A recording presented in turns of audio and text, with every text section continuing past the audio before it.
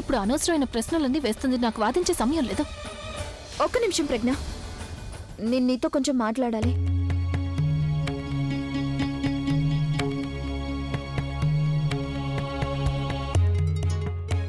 నాకు అర్థం కావట్లేదు ఎక్కడి నుంచి మొదలు పెట్టాలి అని.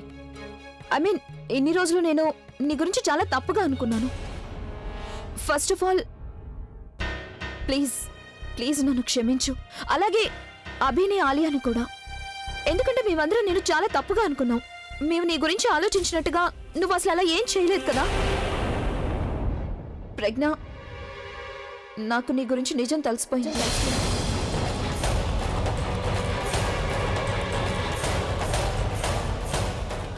ప్రవీణ్ ప్రేమిస్తున్న అమ్మాయి అది అసలు నువ్వు కానే కాదు కదా. మీరు అసలు ఏమంటున్నారు? ఇలా నేను కాదు, ఈ లెటర్ చెప్తుంది. ఈ లెటర్ని ప్రవీణ్ అభికి రాశాడు. ఈ లెటర్ని నేను చదివాను. ప్రవీణ్ నిన్ను కాదు, తను నీ చెల్లెలు బుల్బుల్ని ప్రేమిస్తున్నాడని ఇందులో రాశాడు. కానీ చూసావా, మేమందరం నువ్వే ఆ అమ్మాయివేమో అనుకొని నిన్ను చాలా టార్చర్ పెడుతూ వచ్చాం. ఇదంతా ఆలియా చేసిన తప్పు. ప్రవీణ్ విషయంలో తను ఎంత పిచ్చిదైపోయిందంటే తన పిచ్చితనానికి మేము కూడా పూర్తిగా బలైపోయాం. అసలు మేమేమీ ఆలోచించకుండా నీ పట్ల అలా. కానీ చెప్తున్నాను కదా, యు డోంట్ వరీయా. నేను అభితో మాట్లాడతాను, నేను తనకి లెటర్ చూపిస్తాను.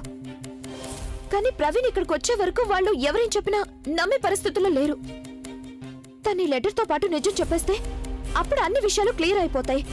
కానీ నాకు ఒక విషయం అర్థం కావడం లేదు, తను ఎక్కడున్నాడు? Pragya, I really want to put an end to all this. I hope you understand.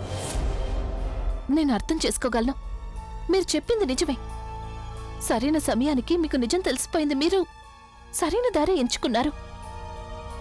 కానీ ఈ సిచ్యువేషన్ని మనం చాలా జాగ్రత్తగా డీల్ చేయాలి. కానీ దానికోసం ప్రవీణ్ ఇక్కడ ఉండటం చాలా చాలా అవసరం. ఒకవేళ ప్రవీణ్ లేకుండా ఈ లెటర్ని నేను అభికి చూపించానంటే అప్పుడు ఆలియా ఎలా రియాక్ట్ అవుతుందో నేను అసలు ఊహించలేను. తన ముందు ఇవన్నీ మాట్లాడమంటే అప్పుడు అందరికీ క్లియర్ గా ఉంటుంది. But I don't know where is Praveen. Praveen ఎక్కడున్నాడో నాకు తెలుసు. మీరు కంగారు పడకండి. నేను ప్రవీణ్ని కలవడానికి వెళ్తున్నాను. ఏదో ఒక విధంగా తనని కన్విన్స్ చేసి తిరిగి తీసుకొస్తాను.